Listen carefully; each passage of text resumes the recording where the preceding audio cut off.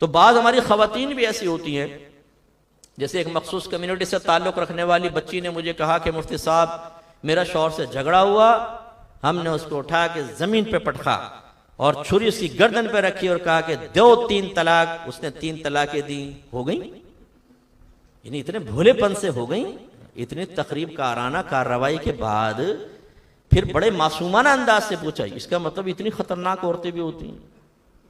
मेरे नौजवानों जरा होशियार, अभी मौजू नहीं है वरना तुम्हें बताऊं कि किस किस्म की ज़ौजा को कबूल करना चाहिए।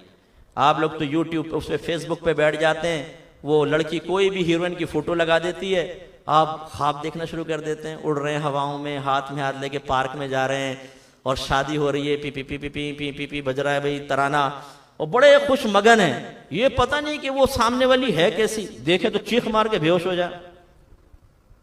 और क्योंकि अपना बनाना होता है ना, वो कहती है शक्ल दिखाऊं, ना ना ना, मैंने तुमसे मोहब्बत की है, तुम्हारी शक्ल से नहीं। ये पता चलेगा जब वो सामने आएगी, चीखें मार के भागेगा ना जब, फिर कहेगा बाप रे ये क्या हो गया, ये बला कहां से आ गई मेरे इसमें कब्जे में। और ये बलाएं जो होती हैं अक्सर जो इस तरह लड़कों से दोस्ती करती हैं, आप समझते हैं यार तेरे भाई ने एक भाभी ढूंढ ली है, इतनी मुखलिस है ना, रोजाना में रात को 2 बजे कहता हूं आ जा। अरे भाई वो कितने उसने शौहर ढूंढे हुए हैं, भोले पप्पू टीटे, वो करती हैं ऐसी लड़कियां, आपको पता है पागल बनाती हैं वो।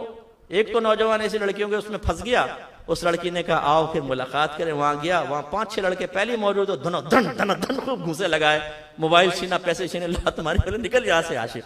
पता चला गैंग थी पूरी। तो मेरे ये नौजवानों, जो ये हलवा मिल जाता है ना, हलवा इतनी आसानी से हजम होता नहीं है, खुशफहमी में मुब्तला मत हो।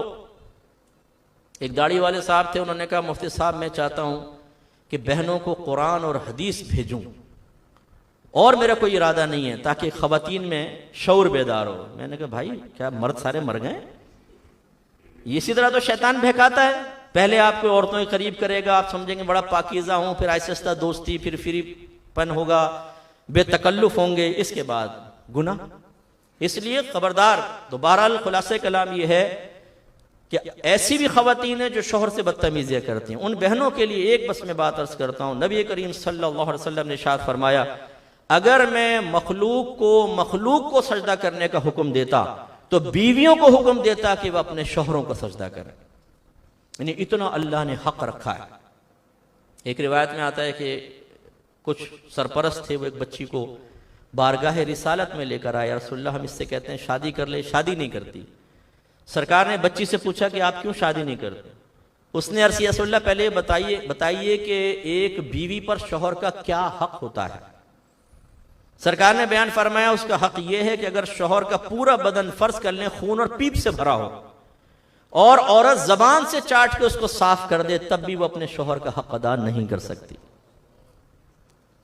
ये कराहत वाली चीज है ना, जबान लगाना ब्लड को। लेकिन सरकार क्या समझा रहे हैं? समझा रहे हैं कि अगर शौहर फर्ज कर ले उसकी कुछ नागवार मामलात भी हैं, औरत सब्र करे तब उसका हक अदा होगा।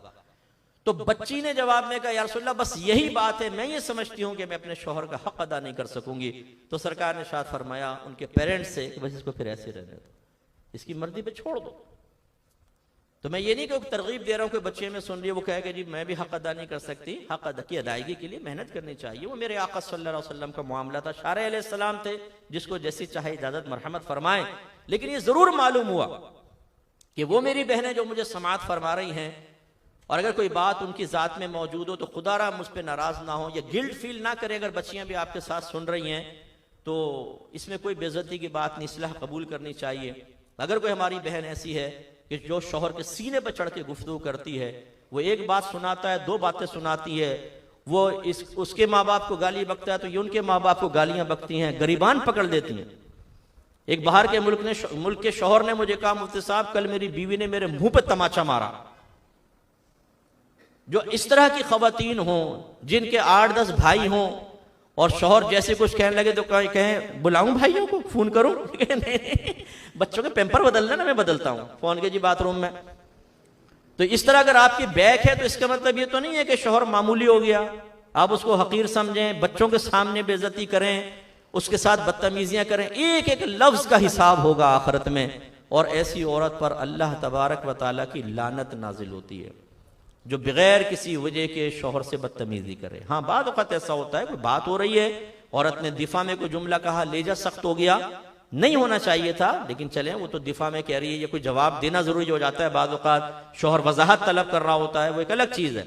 लेकिन एक होता है बाकायदा लड़ाई करना, बाकायदा डांटना, डपटना, इसको आदत बना लेना, ये गलत है। एक खातून ने मुझे फ़ोन किया, रोने लगी फ़ोन के ऊपर, मुफ्ती साहब मेरे शौहर ने बड़ा जुल्म किया, मुझे मारा है, पीटा है, गालियाँ बकी हैं। तो हमें आ रहा काफ़ी तजर्बा है इस चीज़ का कि ख़वातीन के आंसुओं से फ़ौरन हम पिघल नहीं जाते हैं। हमारे यहाँ तो अगर कोई खातून रोड पे स्कूटर को टक्कर मार दे ना, खातून गिर जाए, चाहे उसके शौहर ने गलती की हो, बहुत सारे हमदर्दी में भाई वहाँ पहुँच जाएंगे, ड्राइवर को पकड़ेंगे, मारेंगे, गाड़ी को आग लगा देंगे, भैया बहन गिर गई है यहाँ पर। तो वो जब रोई तो मैंने कहा अच्छा पहले तो आप अपने आंसू बंद करें, बिल्कुल रोना बंद करें, फिर मैं आपकी बात सुनूंगा। खामोश हो गई। मैंने कहा मुझे दियानतदारी से बताएं आपने क्या किया था। कह लगे मैंने भी गालियां दी थी, गरीबान पकड़ा था। बता, अपना कारनामा बयान नहीं किया। इसलिए जो इतने वालिदैन मुझे सुन रहे हैं, मैं आपसे गुजारिश करता हूं, अगर आपकी बच्ची ससुराल की कोई शिकायत लेकर आए, जरूरी नहीं है कि बच्ची 100% सच कह रही हो। हर मजलूम जो बज़ाहिर मजलूम होता है, वो लोगों की हमदर्दियां हासिल करने के लिए अपना फॉल्ट कभी नहीं बताएगा, अपनी गलती कभी नहीं बताएगी बच्ची। वो 100% कहेगी मेरी सास ऐसी है, शौहर ऐसा है और नंदे ऐसी हैं।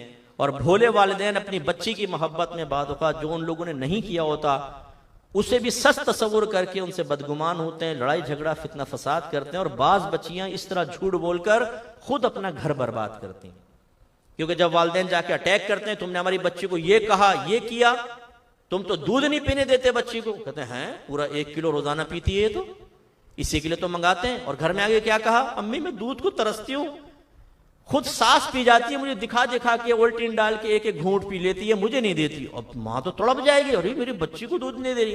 पता चला वो तो किलो डकार जाती है भैंस का दूध, मोहल्ले में दूध कम पड़ गया इसकी वजह से।